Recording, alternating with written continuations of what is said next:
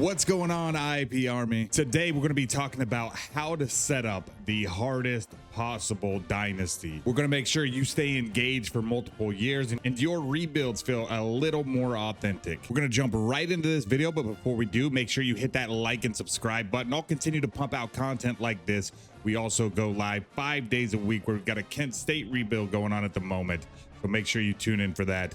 Let's jump into this video. All right, my friends, a brand new dynasty. I typically always use the cloud multi-user, by the way. Using active players, obviously you get the brand new NIL players, anybody who's signed up to be included in the game post update. After loading the active rosters, we're gonna come to the dynasty setup screen. We don't mess with custom conferences here until after the first. In college football 26, everything's aligned as it should be, but after year number 1 and making the moves into the Pac-12, the changes in the Mountain West, etc., etc. Our big thing right here is the settings. First and foremost, Coach XP speed setting needs to be the slowest. This is going to ensure that your coach isn't on some unbelievable trajectory. If you pre-ordered the game, I always click it off because you start with 100 pre-order points, which is kind of OP if you're getting started. I run a 4 play call cooldown. The reason for that, I don't like to spam the exact same plays, and we typically like to let the offensive coordinator call the plays. Over here in the IP universe, we want 12-minute quarters. We have an accelerated clock on, and we set that at 25. And we've tuned in our wear and tear impact on the players, just playing as much as we have. We built a base with Mat 10 sliders. We've kind of tuned it to the IP universe and what works, and this is going to ensure that your players, the wear and tear system is still active and happening.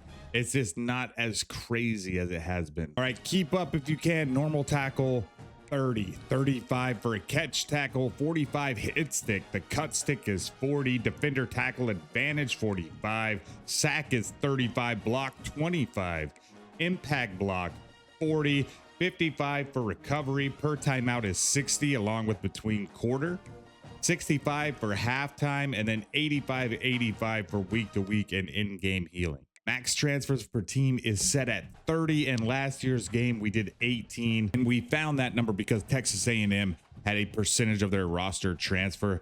In this game, you can have 85 players, and we just took that percentage and applied it to an 85-man roster. But this year, the portal was crazy, so max transfers per team. We've got full control. Auto recruiting is off, but auto progress players is on. Let the computer do its thing. Let these guys develop how they're going to. The auto progression on the coach, I like to choose what we're doing. You can obviously choose any team that you like. We love a challenge, so we start at the bottom. There's 2 teams that are 0 stars, Akron and Kent State. At the release of this game, these 2 teams were equal. It is now, after the update, Kent State becomes the lowest ranked team. That includes the winless UMass Minutemen, 66 overall for them, plus they are a 1-star school. A 0-star school, Kent State, not even a star, 62 overall, so that's why we chose them. But for the sake of this video, I'm just gonna choose Hawaii. Now, obviously, if you're jumping into Dynasty, you want to be the head coach. This is where you select that. For us, how we made it hard is every year that the game releases, we do a road to glory. We start as a 2-star player. We go through the high school system. We try to earn a scholarship. If applicable, we'll hit the transfer portal. And after our playing career is done, wherever we played at, we make believe that our player takes over the offense or defense if that fits your play style. And we're a coordinator at our alma mater. That means our very first head coaching job is pretty random. We don't select it. It's up to the computer system. But if you'd prefer to do a rebuild, you can definitely choose this path. So just for the sake of the video, let's go ahead and jump into it. After selecting your coach, we have the biggest choice in the game. Typically, when we are sweating it, we always go with the recruiter. Recruiter is, in my opinion, the best path for a coach. Anytime you can attribute more hours to recruiting or have special unlocks, this is going to be the key to building a dynasty. But with that knowledge, guys, if you want a grindy dynasty, we're going to choose anything except recruiter. So now that we've signed our contract, we're going to jump into the next big house rule that's going to be setting up the recruiting board and scouting prospects. In recruiting, our house rule is you can only go after prospects that are interested in your school. As you can see here, we've got it sorted by any prospect and recommended. Number one, sort by the interest. That's going to show you who has top interest. And then the second biggest tip I have for you guys is switch from recommended to any state and watch the rating system.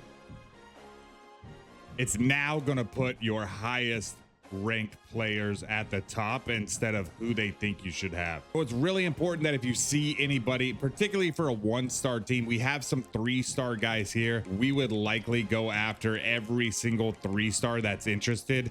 And here's why. Our second biggest house rule is if we're recruiting outside of interest, we can only recruit to the star level that our team is. We're a 1-star team at Hawaii, meaning if we don't have any players that fit the bill here, we have to go to 1-star prospects. If we're not able to sign 1-star prospects in our first year, we're then gonna allow a CPU to backfill those positions. This also applies to the transfer portal. So at the end of the year, players are gonna be interested in coming to your school. If you want a guy that's not interested initially, you have to find one that matches the star level of your program. One of the biggest questions we get asked is what offensive and defensive playbooks do we run? And that's another house rule, guys. What we do is we run the playbook of the coordinators we have on staff. So let me give you an example. At Kent State, we have Pep Hamilton, who came from Maryland. He runs a spread formation. So we run Maryland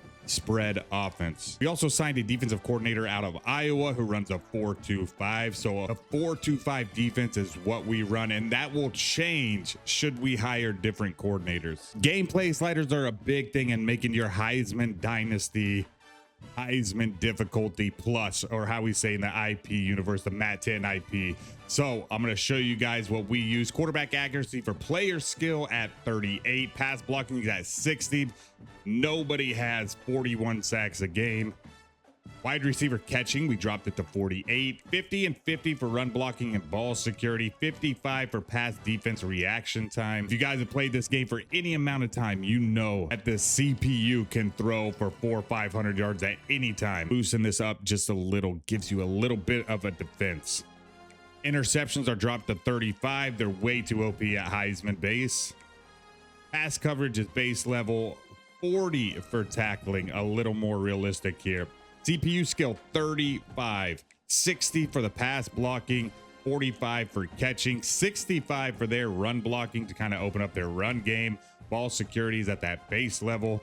Pass defense and reaction time is a little bit dropped. We're at 47 here. Interceptions the same, 35. Pass coverage moved up to 53, and their tackling is set to 47. On special teams, we have 52 kick power. This gives us, with a really good kicker, about a 55, maybe 60 if you're like really close to maxing out your kick power. The field goal accuracy, though, is a whole nother question. We dropped that to 42. Punt power and accuracy is baseline. Kickoff power is down to 48. Injuries drop down to 35, but the fatigue is lifted. The speed threshold was set at 38. To me, that feels most realistic as a former Division I player. Everything below speed threshold is at base level until we get the penalties. And this is kind of a game changer, guys. Offside 75. False start is at 50. Holding is at 60. A face mask is dropped to 45.